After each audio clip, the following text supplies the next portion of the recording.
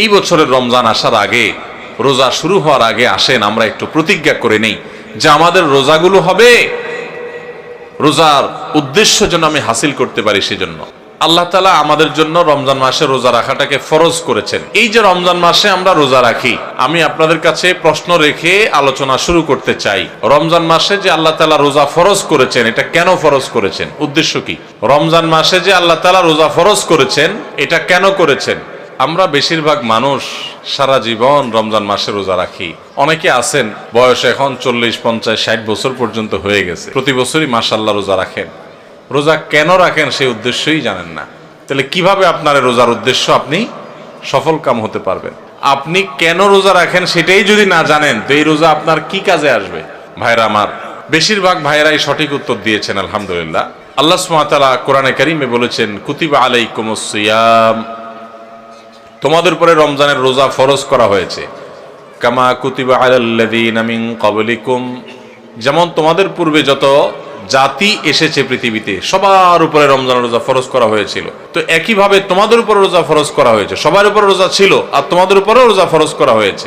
তো রোজা কেন ফরজ করা হয়েছে? লাআল্লাকুম তাত্তাকুন, আশা করা যায় এই সম্ভাবনা তৈরি হবে যে রোজা রাখলে তোমরা তাকওয়া অর্জন করতে পারবা, মুত্তাকি হতে পারবা। তাকওয়া অর্জন করা আর মুত্তাকি হওয়ার মানে হলো আল্লাহর ভয় থেকে, আল্লাহর প্রতি শ্রদ্ধা থেকে, আল্লাহর সকল আদেশ নিষেধগুলো মেনে চলা, এর নাম হলো তাকওয়া। তাকওয়া হলো কি?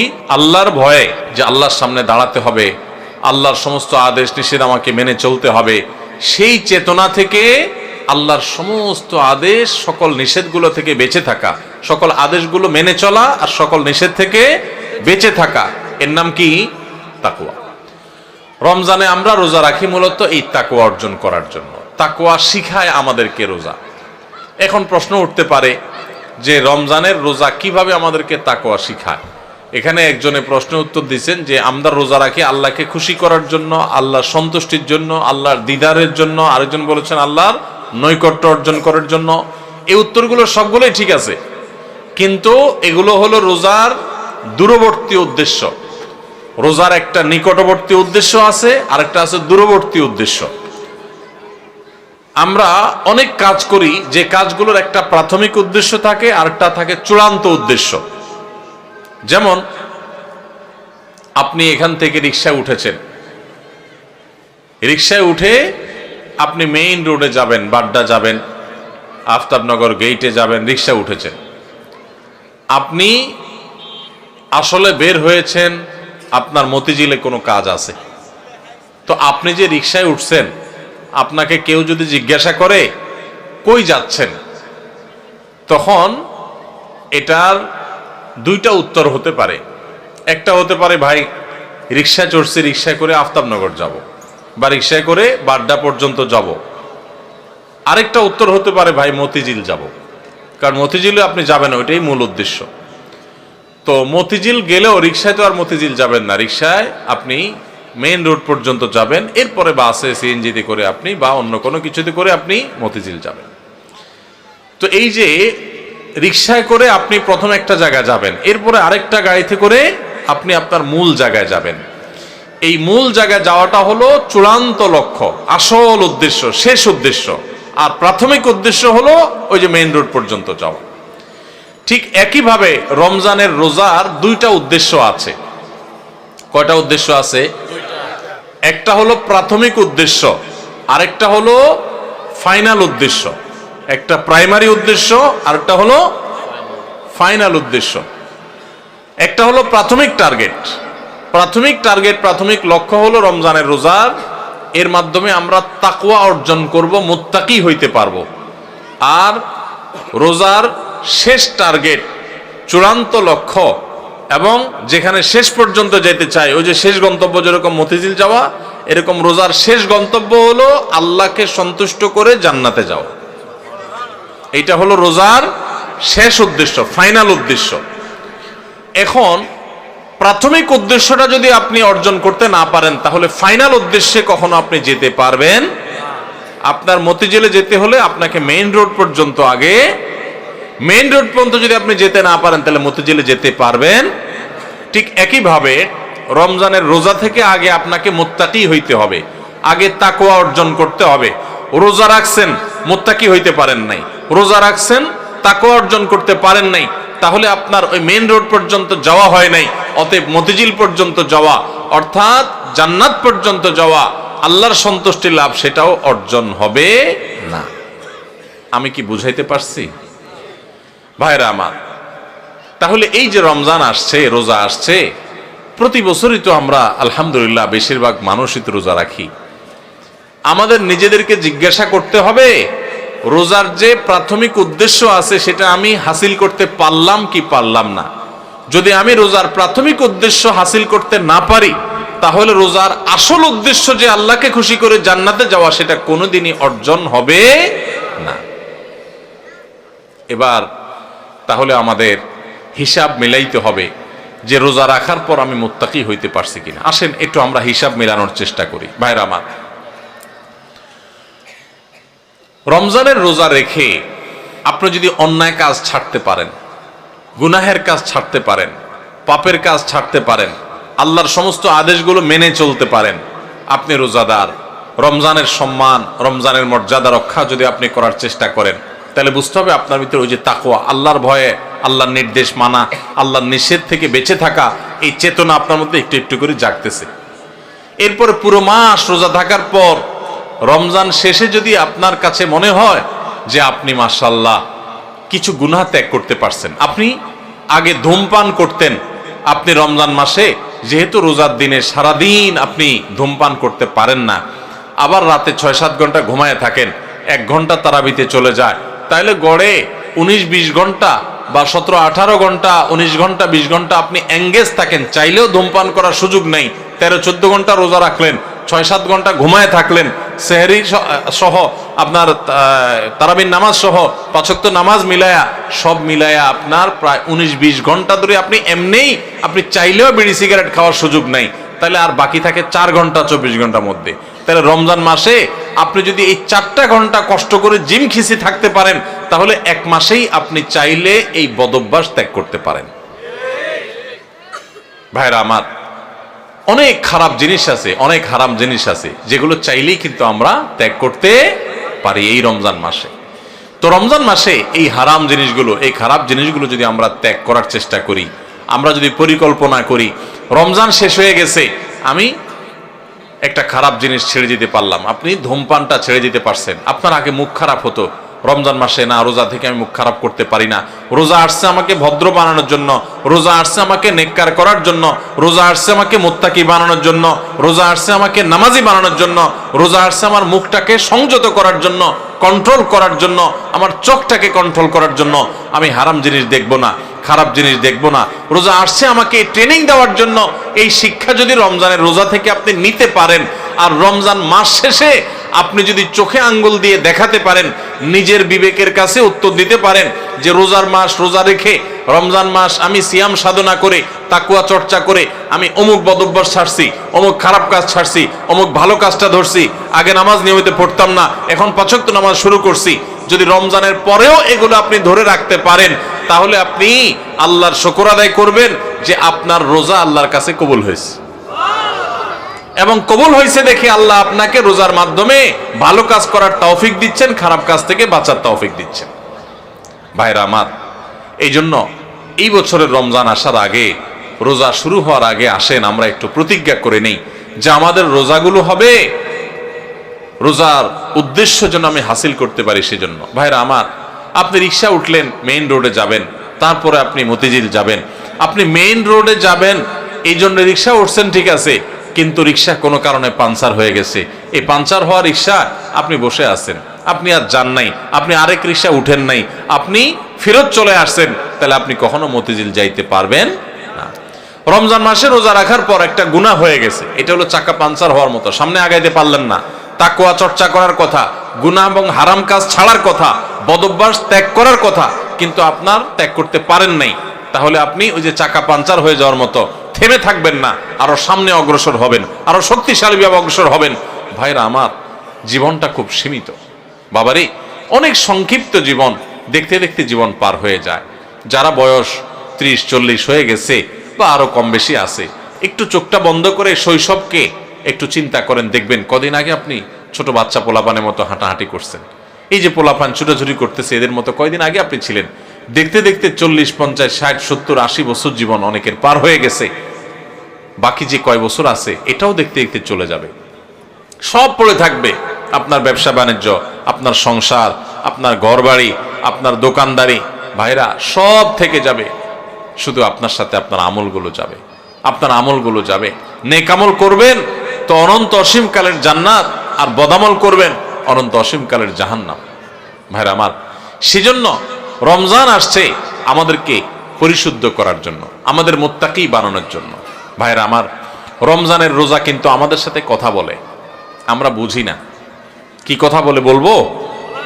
ভাইরা আমার, রমজানের রোজা আমাদেরকে বার্তা দেয়, মেসেজ দেয়। কি মেসেজ দেয়, কি বার্তা দেয়? রমজানের রোজা বলে যে দেখো, তুমি আমাকে ধারণ করে অর্থাৎ রোজা রেখে সিয়াম পালন করে তুমি খাও না, পান করো না, যৌনাচার করো না। কেন করো না? আল্লাহর ভয়। সিয়াম শব্দর মানে আমরা সিয়াম বলতে রোজা বলি। সওম বা সিয়াম এটা হলো হাদিসের ভাষা, কোরআনের ভাষা। এই সওম বা সিয়াম শব্দের অর্থ কি আমরা জানি? সওম বা সিয়াম শব্দের অর্থ কেউ বলতে পারবেন?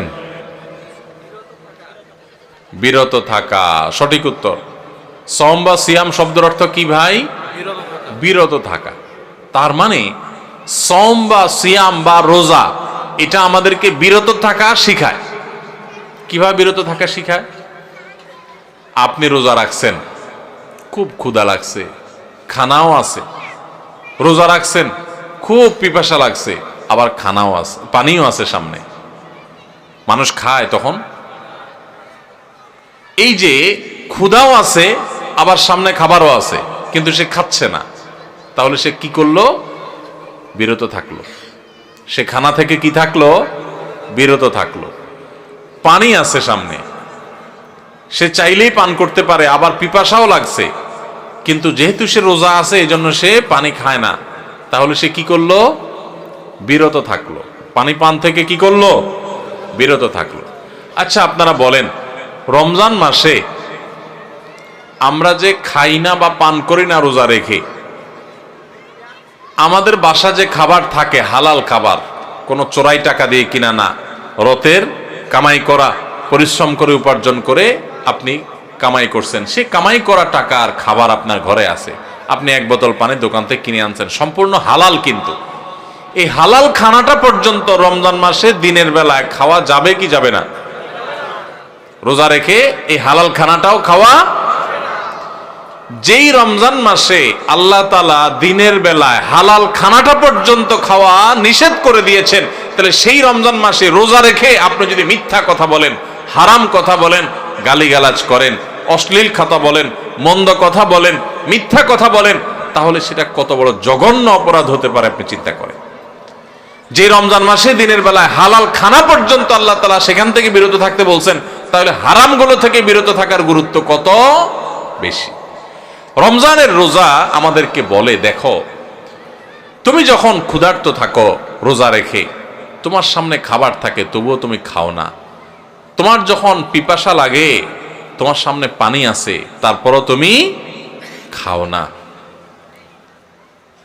এমনকি মানুষের সামনেও মানুষ রোজা রেখে খায় না, আবার মানুষের চোখের আড়াল হলেও রোজা রেখে কেউ চুরি করে খায়?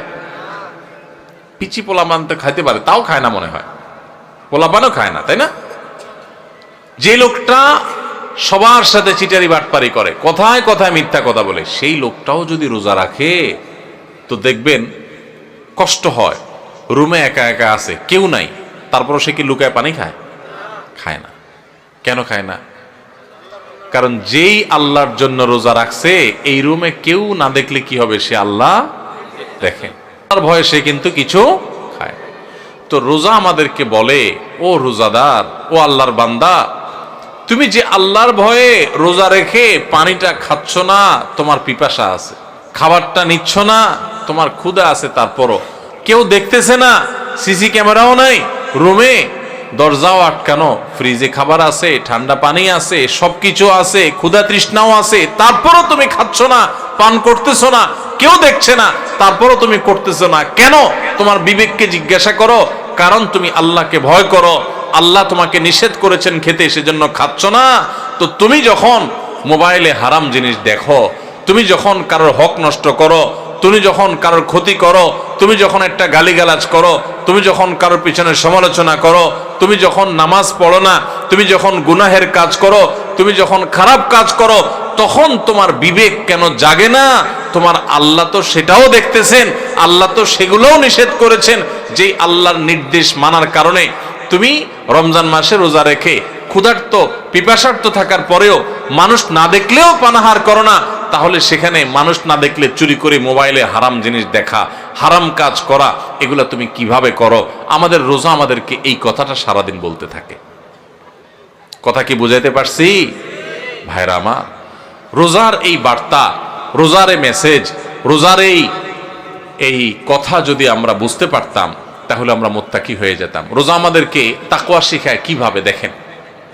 তাকওয়া মানেই হলো ওই যে বললাম, আল্লাহর ভয়ে, আল্লাহর আদেশগুলো মানা, আল্লাহর নিষেধ থেকে বেঁচে থাকা, যে আমার আল্লাহ দেখছেন। তো রোজার মাসে রোজা রেখে আমরা আল্লাহ দেখছেন এই ভয়ে আমরা পানাহার করি না। রোজার শিক্ষা নিয়ে আমি সকল হারাম কাজ করার সময় এরকম মনে থাকবে যে কেউ না দেখলেও আমার আল্লাহ ঠিকই দেখতেছেন। অতএব আল্লাহর ভয়ে, আল্লাহ নিষেধ করেছেন এই কাজটা আমি করব না, এটাই হলো রোজার শিক্ষা। ভাইরা আমার, রোজার এই শিক্ষা যদি আমরা গ্রহণ করতে পারি, আমরা যদি মুত্তাকি হইতে পারি, তাহলে রোজা সার্থক। আর যদি সেটা না পারি, তাহলে এই রোজা সার্থক না, এই রোজার উপকারিতা আমরা পাইলাম না। এই রোজা আমাকে মেইন রোড পর্যন্ত নেয় নাই, এই রোজা আমাকে মুত্তাকি বানাই নাই, যেই রোজা আমাকে ভালো মানুষ বানাই নাই, যেই রোজা আমাকে অন্যায় থেকে বাঁচাই নাই, এই রোজা আর উপবাস থাকার মধ্যে খুব বেশি পার্থক্য নাই। আমার কথা না, আমাদের প্রিয় নবী সাল্লাল্লাহু আলাইহি সাল্লামের কথা। তিনি বলেছেন, মাল্লাম ইয়াদা কাওলাজ যুরি ওয়াল আমালি বিহি ফালাইসা লিল্লাহি হাজা আন ইয়াদা তাআমাহু ওয়া শারাবাহু। যে ব্যক্তি রোজা রেখে মিথ্যা কথা ছাড়লো না, মিথ্যা কাজ ছাড়লো না, দুই নম্বরই ছাড়লো না, চিটারি বাটপারি ছাড়লো না, এই ব্যক্তি উপবাস থাকায় আল্লাহর কোনো ঠেকা পড়ে নাই। তার মানে তার রোজা থাকা উপবাস থাকার মতো। এই জন্য ভাইরা, রোজা রেখে সমস্ত অন্যায় কাজ ছাড়বো তো ইনশাআল্লাহ। আল্লাহ আমাদের সবাইকে তৌফিক দান করুন। রোজা থেকে আমরা শিক্ষা গ্রহণ করব, রোজা থেকে আমরা মেসেজ গ্রহণ করব, বার্তা গ্রহণ করব। রোজা আমাদেরকে কি বলে সেটা বোঝার চেষ্টা করব। রোজা আমাদেরকে বলে, বান্দা তুমি এই যে আল্লাহর ভয়ে পানাহার থেকে বিরত থাকতেছো রোজা রেখে, এখান থেকে তোমার তাকওয়ার ট্রেনিং হচ্ছে, তাকওয়ার প্রশিক্ষণ হচ্ছে, যে তোমার চাহিদা আছে, খাবারও সামনে আছে, খাচ্ছ না। দেখেন, মাগরিবের আজান হবে, সূর্য ডুববে, সূর্য ডুবার পর মুয়াজ্জিন সাহেব আজান দিবেন, আমরা সামনে খাবার নিয়ে, ইফতার নিয়ে অপেক্ষা করি। সবার ক্ষুধা থাকে, তাই না? এই যে ক্ষুধার্ত অবস্থায় সবার সামনে খাবার আছে, সবগুলো মানুষ যদি রোজাদার থাকেন, কেউ কিন্তু খাবার খায় না, খায়? সবাই বসে আছে। কিসের জন্য? কিসের অপেক্ষা বসে আছে? যে আল্লাহর নির্দেশ হবে, সূর্য ডুবলে তখন খাওয়া যাবে, আল্লাহর পারমিশন হবে, এটার জন্য কি করতেছে? সে বসে আছে। আল্লাহু আকবার।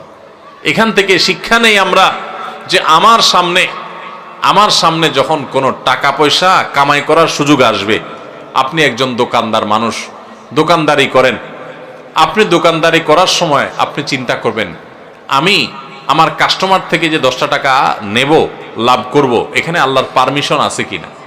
আপনি যদি ইন্ডিয়ান মশারির ডালের সাথে দেশি মশারির ডাল মিশায়া বিক্রি করেন, তাহলে, এবং সেটাকে দেশি মশারির ডাল বলে বিক্রি করেন, তাহলে এখানে কি আল্লাহর নির্দেশ আছে না নাই? আল্লাহর নির্দেশ আপনার অবৈধ কাজ করার, 2 নম্বরই কাজ করার, প্রতারণা করার, মিথ্যা কথা বলার পক্ষে কি আল্লাহর নির্দেশ আছে? তো আপনার রোজা রেখে এই যে ইফতার করছেন না, কেন করছেন না? খাই ফেলেন না, কেন খাচ্ছেন না? কারণ এখনো আল্লাহর হুকুম। তাহলে ওই দোকানদারি করতে গিয়ে আপনি যে 2 নম্বরই করতেছেন, ওইটারও আল্লাহর হুকুম। আপনি এক জায়গায় আল্লাহর হুকুম মানতেছেন, আর জায়গা মানতেছেন না, তাহলে বলে গেল, আপনি বোঝা গেল আপনি খাঁটি মুসলমান হইতে পারেন নাই। যেই রোজাদার রোজা রাখার পর এই জিনিসটা শিখতে পারছে যে হাইরে, রোজা তো আমাকে বলে যে তুমি আমাকে রাখার পর যেভাবে আল্লাহকে ভয় করতেছো, এখান থেকে ট্রেনিং নিয়ে তুমি সারা বছর সব ক্ষেত্রে আল্লাহকে ভয় করে চলবা। আল্লাহ আমার জন্য হারাম করছেন, আমার কষ্ট হবে, আমার টাকার দরকার, আমার অনেক অভাব আছে, তারপর আমি 2 নম্বর পথে কামাই করব না। আমার অনেক জেদ হয়েছে, আমার অনেক গোস্সা হয়েছে, তারপর মুখ দিয়ে একটা খারাপ কথা বলবো না। আমার গায়ে অনেক জোর আছে, অনেক বাহুতে ক্ষমতা আছে, তারপরে